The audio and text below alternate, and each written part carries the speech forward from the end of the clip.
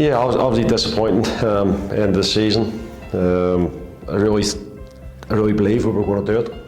You bring it down to the last two games within your own hands. You think you're going to get there, and they just didn't get over the line.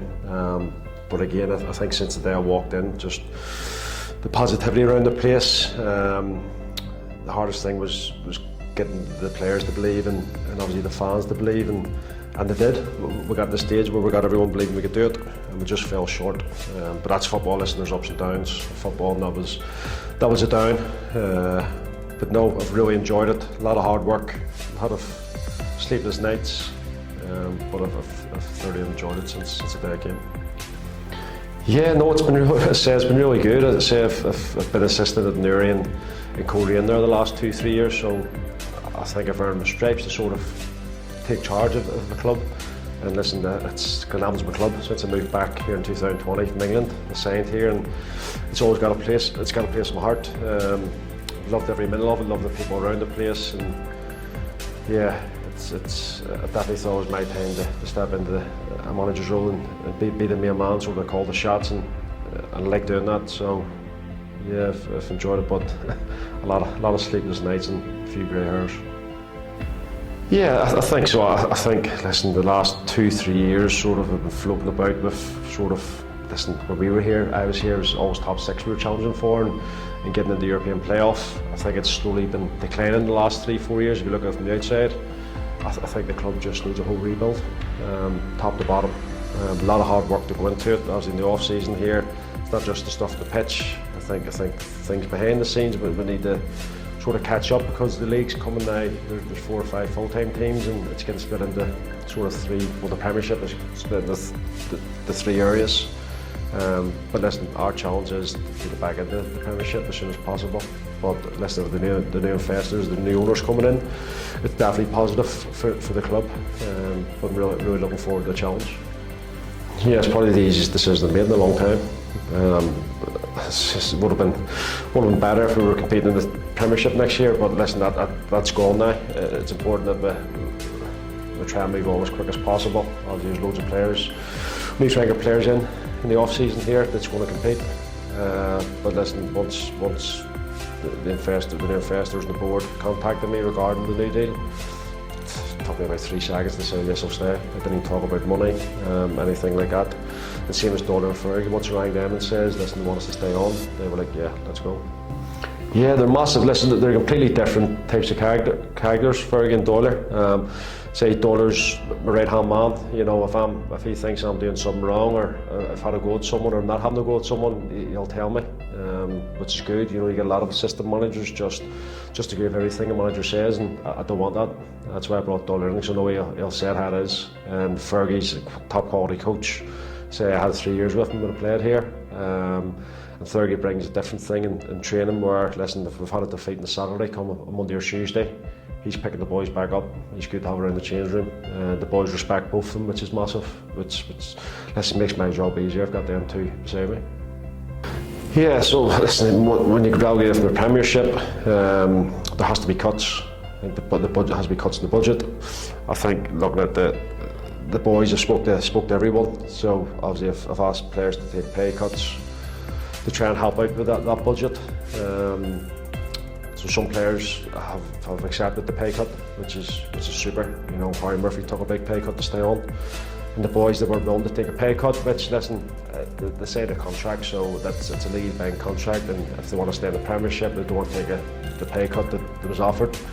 Listen, I'm not going to fight with them.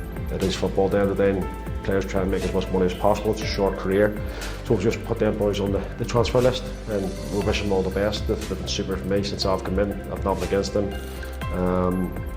But yeah, it's football. It's a ruthless game, and I need to stick to the budget this year. The championship, the club's the most important thing. I think if you start going over budget and you start paying too much for players, you don't want the club to go bankrupt. There's stuff like that there, so the club's the most important thing. And yeah, say boys have accepted the pay cut and are happy to get this club back to where it wants to be, and other players want to stay in the Premiership or they want to take a pay cut, so we'll shake hands and we'll move on. Yeah, no, it's massive. As seen last year, there's a big turnover of players, and it's not good. You want to sort of try and keep the core of players, and that's that's what we've done. I think we've kept enough players there that know the club. It's just about adding to that and adding players that are going to get us out of the Championship and get us back in the Premiership. But my hopeful hasn't stopped for the last 2 weeks since the season's been done. It's been non-stop. But again, we're not just going to jump in on any player that comes our way. We'll do our checks on them. Obviously, they have to be good characters, have to be good footballers as well, and have to be right for the Championship. I think you need players that are willing to go to war for you. You know, it's a different kettle of fish. You know, you're not going to Linfield away or Coleraine away in nice stadiums and nice pitches. There's going to be a stage in the season where players will have to dig in and find ways to win a game of football. But obviously with this, we'll set up how we want to play, and we'll get players in that are going to fit into that system we want to play. But also they have to come in here and be a good lad, basically, the good change room and get us out of it. Yeah, I think if you look, obviously Glenavon been in the Premiership the last 22, 23 years. So listen, we're going to be the big boys down there that everyone wants to come and beat.